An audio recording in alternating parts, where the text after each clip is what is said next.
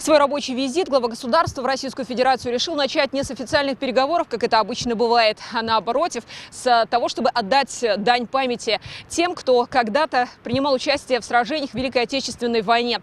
Именно поэтому делегация прибыла к памятнику неизвестного солдата. Глава государства возложил венки.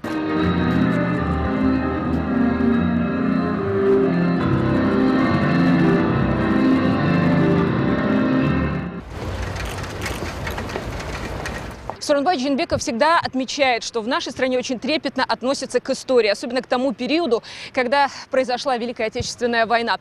Ну и в этом году в нашей стране тоже планируется очень широкое празднование 75-летия. Из Кыргызстана в то время ушло около 350 тысяч наших граждан. 130 тысяч солдат не вернулись с полей сражений. Цель этого визита – непосредственно открытие перекрестного года между Кыргызстаном и Россией. В целом предполагается около 200 мероприятий разного характера. И стартует он как раз сегодня с гала-концерта, который пройдет в Кремлевском дворце.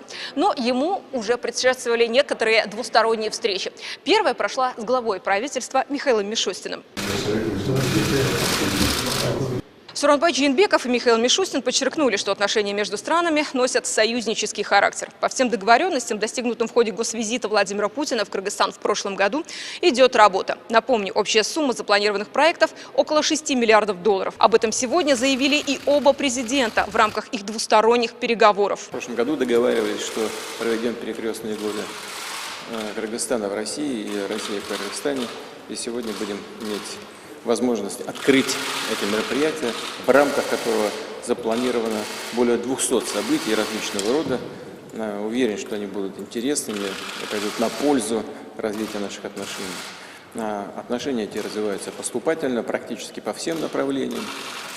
Россия остается ключевым торгово-экономическим партнером для Кыргызстана и по объему товарооборота, и по инвестициям. Нам всегда есть о чем поговорить. Мы с вами регулярно встречаемся. В прошлом году встречались неоднократно.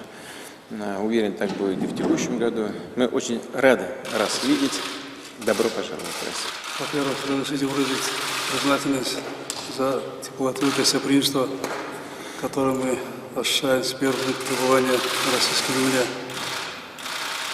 Очень рад нашей встрече и возможности обсудить некоторые вопросы нашего сотрудничества. Я хочу особо отметить, за последние 2 года очень активизировалось наше двустороннее сотрудничество. Ваш визит, государственный визит в Кыргызской республике в 2018 году, она прошла очень успешно, где было подписано много документов, и это дал толчок нашим активным действиям нашим. Сегодня в нашей республике действует 700 совместных предприятий. Одно из крупнейших и уже запущенных – это месторождение Джируй. Кроме выплаты в 100 миллионов за право его осваивать, 600 миллионов долларов придут как инвестиции в предприятие.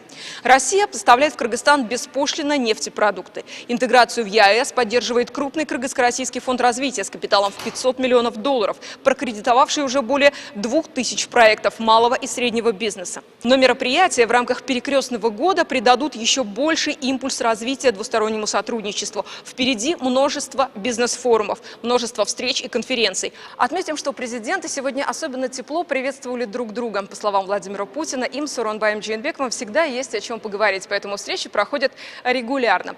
Так и сегодня, если сначала говорили о делах, но уже в рамках концерта о взаимном уважении к культурам друг друга, то уже вскоре, 9 мая, они снова встретятся в рамках парада Победы на Красной площади. Елена Яковлева, Самат Долютахунов, НТС.